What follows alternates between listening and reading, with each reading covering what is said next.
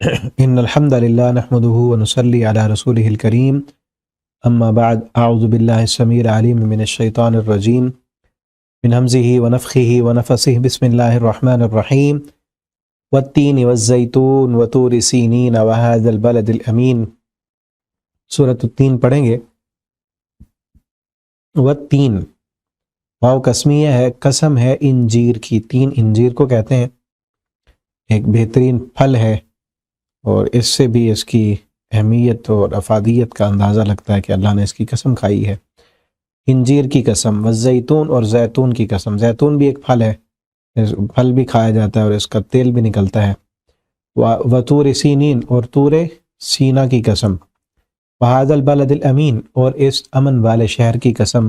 لقد خلقنا، یہ قسمیں اب گواہ ہیں کہ لقد خلقنا الانسان، ہم نے انسان کو بنایا ہے فی احسن تقویم، بہت اچھی شکل و صورت میں۔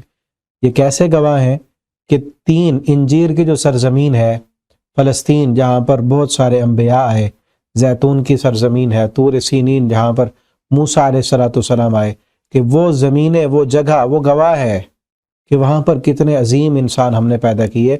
ہم نے تو تخلیق کے اعتبار سے بڑے اچھے انسان بنائے ہیں، ٹھیک ہے۔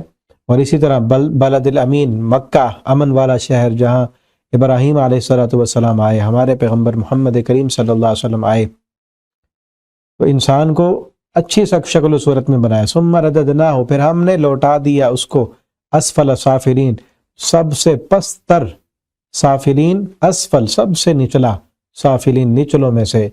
یعنی اس نے اگر جس انسان نے اپنی تخلیق کے مقصد کو نہیں سمجھا، گر گیا، صلاحیت جو اللہ نے دی تھی انسان کو ایک بڑے عظیم کام کے لیے بنایا ہے نا، تو صلاحیتیں بھی عظیم دی ہیں، اور جو انسان ان صلاحیتوں کو صحیح طریقے پہ استعمال نہ کرے اور غلط طریقے پہ استعمال کرے، تو اس میں پھر وہ جب گرتا ہے تو سب سے نیچے چلا جاتا ہے۔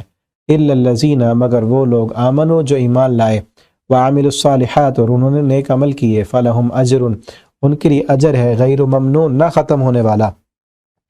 فما یکذبک، پھر اے انسان تو کس چیز کو، یکذبک جھٹلانے، کون سی چیز تجھے جھٹلانے پر آمادہ کرتی ہے، بعد، اس کے بعد، اس کے بعد کہ اتنا عظیم تجھے بنایا، اتنی صلاحیتیں دیں، اتنی سمجھ بوجھ عطا کر دی، عقل دی، فہم و فراست دی، اور پھر کتاب ہدایت عطا کی، اس کے باوجود بھی تو قیامت کے دن کو جھٹلاتا ہے۔ کون سی چیز تجھے اس بات پر آمادہ کرتی ہے کہ تو جھٹلاتا ہے یوم جزا کو؟